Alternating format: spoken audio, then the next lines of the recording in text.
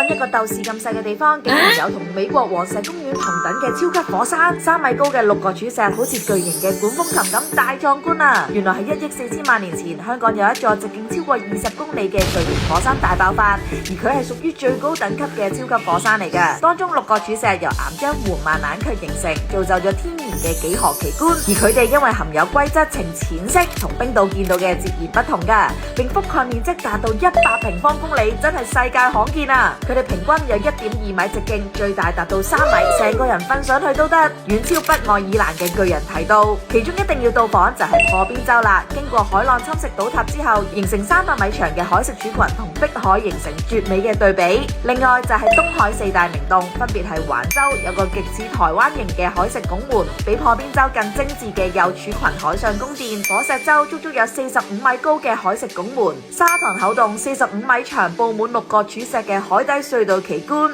當然唔少得最闊30米巨型中型海拱吊鐘洲啦。想睇晒呢啲奇觀，建議同朋友參加快艇觀光，每日有3個時段喺西貢市中心上船，無論男女老幼定係寵物都可以一齊參加，全程2個鐘頭，有專業嘅導賞員全程講解。好彩嘅話，仲可以穿過海蝕洞，感受億年嘅岩石喺你身邊劃過。同樣嘅地方用獨木舟、浮潛、泳裙方式都可以㗎。下面留言香港 emoji 將呢啲 tour 嘅資料 send 晒俾你。